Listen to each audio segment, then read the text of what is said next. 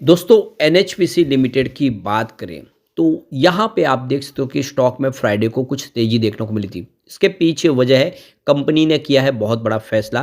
Company fund raising कर रही है।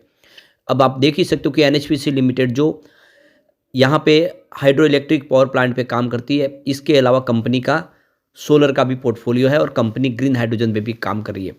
यहाँ पे कंपनी बहुत ही शानदार है, लेकिन आप देख सकते हो कि ये पीएसयू स्टॉक ने अभी तक कोई खास बेहतर प्रदर्शन नहीं किया है। यहाँ पे नवंबर के लेटेस्ट जो आंकड़े निकल कर आए म्यूचुअल फंड के, वो काफ़ी ज़्यादा चौंकाने वाले हैं।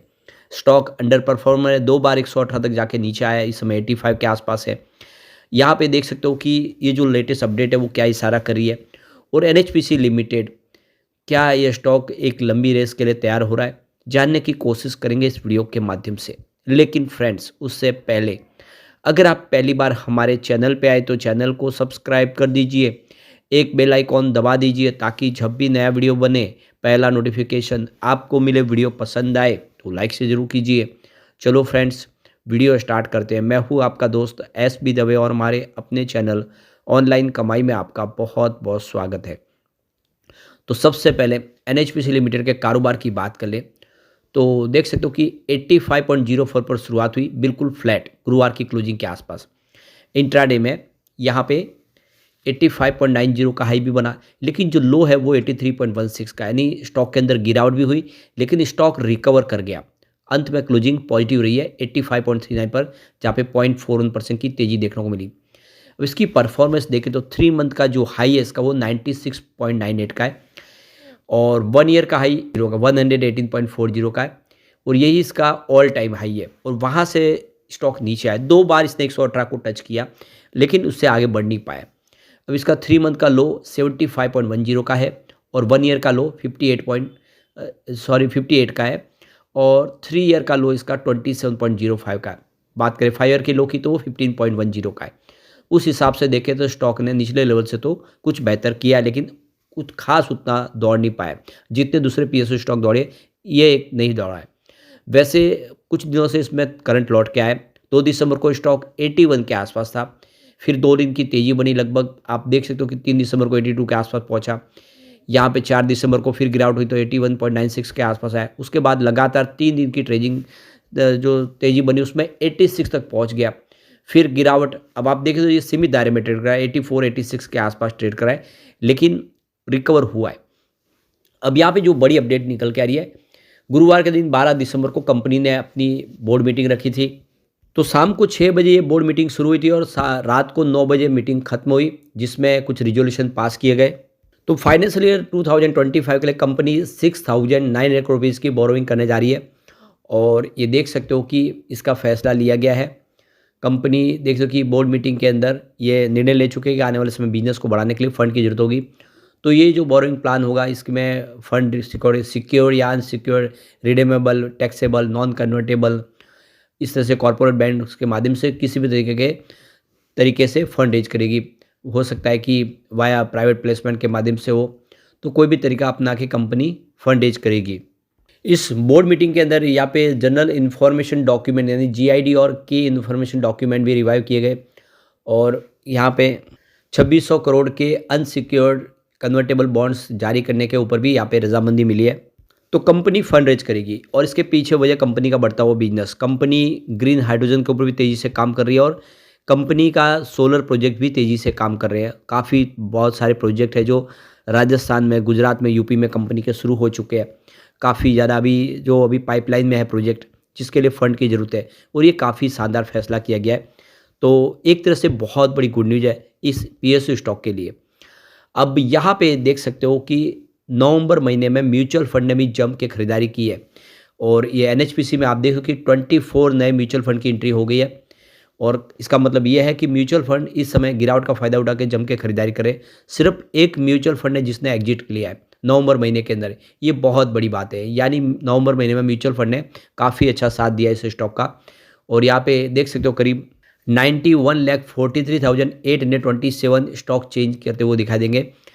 अब यहाँ पे कौन से म्यूचुअल फंड का निवेश है, अब 31 अक्टूबर के हिसाब से देखें तो सीपीएससी ईटीएफ का यहाँ पे 1567 करोड़ का निवेश है, उनकी होल्डिंग में 0.77% की मंथ ऑन बेसिस पे कमी आई है। इसके अलावा HDFC बैलेंस एडवांटेज डायरेक्ट ने 246.80 करोड़ का इन्वेस्टमेंट किया है, उनकी होल्डिंग में कोई बदलाव नहीं हुआ है। भारत 22 ETFG ने 234 करोड़ का इन्वेस्टमेंट किया है, होल्डिंग में 1.42% का मंथ ऑन बेसिस पे कमी आई है। SBI कॉन्ट्रा डायरेक्ट ने यहाँ पे 194 करोड़ का इन्वेस्टमेंट किया है, उनकी होल्डिंग में यहाँ पे देख सकते हो कि 0.48% के आसपास का उन्होंने AUM किया है, होल्डिंग में कोई बदलाव नहीं हुआ है। इसके अलावा कैनरा रेबेको मिड कैप डायरेक्ट ने 52.81 करोड़ का इन्वेस्टमेंट किया, उनकी होल्डिंग में 141.66 करोड़ का मंथ ऑन बेसिस पे बढ़त होती हुई दिखाई देगी। टेम्पलेट इंडिया इक्विटी इनकम का 115 करोड़ का इन्वेस्टमेंट है, होल्डिंग में कोई बदलाव नहीं हुआ है। इसके अलावा ICICI Pru blue chip direct ने 89.94 करोड़ का इन्वेस्टमेंट किया, उनकी होल्डिंग 100% मंथ ऑन बेसिस पे बढ़ी है। HDFC large and mid cap का 82.60 करोड़ का इन्वेस्टमेंट किया, उनकी होल्डिंग में कोई बदलाव नहीं हुआ, लेकिन इस बार नवंबर महीने में कमाल हुआ है।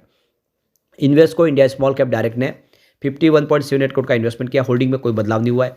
ICICI Pru large and mid cap direct का 46.11 करोड़ का इन्वेस्टमेंट है, उनकी होल्डिंग में भी बदलाव नहीं है। तो ये अक्टूबर के आंकड़े, लेकिन हमारे पास अभी इस समय नवंबर के भी आंकड़े आए जो बहुत ज़्यादा उत्साहवर्धक है। नवंबर महीने में काफ़ी शानदार खरीदारी हुई है और इसके पीछे सबसे बड़ा रीज़न है कंपनी नए ज़माने का बिजनेस कर रही है, ग्रीन हाइड्रोजन। लद्दाख में इन्होंने इसका बिजनेस शुरू कर दिया है। तो ग्रीन हाइड्रोजन जो पेट्रोल डीजल की जगह लेगा, आने वाले समय में देश का फ्यूचर होगा और ये जो नया फ्यूल है यह इस ग्लोबल हब बन सकता है इंडिया इसका, और एक्सपोर्ट करेगा इंडिया, और इसमें ये कंपनी पहले से सक्रिय हो चुकी है, तो सीधा फायदा होगा। और इसी वजह से देखें तो म्यूचुअल फंड ने यहाँ पे शानदार खरीदारी शुरू की। दूसरी एक सबसे बड़ी रीज़न है कि अपनी पेयर कंपनियों की तुलना में इसका पी रेशियो बहुत कम है। यहाँ पे अगर हम बात करें अदानी ग्रीन एनर्जी की, तो यहाँ पे देख सकते इसका पी रेशियो आपको शो नहीं होगा।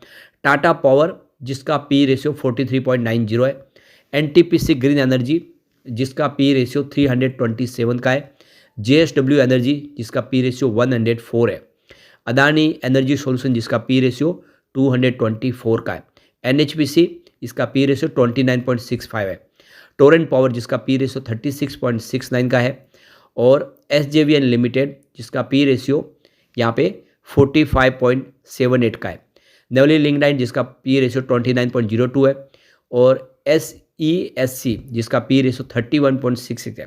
अब इस पूरी लिस्ट में अगर आप देखें तो जो सबसे कम पी रेशियो वो नेवली लिंक्डइन का है जिसका 29.02, उसके बाद में 29.65 है NHPC का। तो ये क्लियरली मेंशन हो रहा है कि अपनी पेयर कंपनियों की तुलना में ये बहुत सस्ता है, पी रेशियो के हिसाब से स्टॉक कोई खास प्रदर्शन नहीं किया है। इसके फंडामेंटल देखें तो वो भी बहुत अच्छे हैं। मार्केट कैप इसका 85,814 करोड़ के आसपास है। नंबर ऑफ शेयर 1004.50 करोड़ है। पीबी इसका 2.22 का है। डिविडेंड 2.22% देती है कंपनी। कैश इसका 992.51 करोड़ है। प्रमोटर होल्डिंग यहाँ पे 67.4% है सरकार की। सेल्स ग्रोथ इसका -9.78% है और ROC इसका 7.71% है। एंटरप्राइजेस वैल्यू इसकी 1,14,213 करोड़ की है। इसका पी रेशियो 29.65 और इसकी फेस वैल्यू 10 रुपीज़ की है। बुक वैल्यू इसकी 38.53 है। इसका डेट 29,390 करोड़ के आसपास है। इसका EPS 2.28 रुपीज़ का है और इसका ROC अगर देखें तो 10.30% है और प्रॉफिट ग्रोथ इसकी -2.34% है। वैसे इसका थोड़ा बिजनेस कमज़ोर जरूर रहा है पिछले दिनों, क्योंकि एक तो तीस्ता जो रिवर है उसमें बांध जो फ्लूड आया उसकी वजह से भी इनकी जो बिजली की जनरेशन कैपेसिटी कम हुई। लेकिन ओवरऑल अब बिजनेस जिस तरह से बढ़ रहे हैं, जिस तरह से कंपनी नए प्लान लेके आगे बढ़ रही है, फंड रेजिंग करी है, आने वाला समय काफ़ी शानदार हो सकता है। लेकिन फ्रेंड्स, कोई भी इन्वेस्टमेंट करने से पहले अपने फाइनेंशियल एडवाइज़र से एडवाइस ले ले या अपना खुद का रिसर्च करें, क्योंकि मैंने वीडियो आपके एजुकेशनल पर्पज़ के लिए ही बनाए। वीडियो पसंद आए तो लाइक से जरूर कीजिए और चैनल को सब्सक्राइब कर दीजिए। Thank you friends.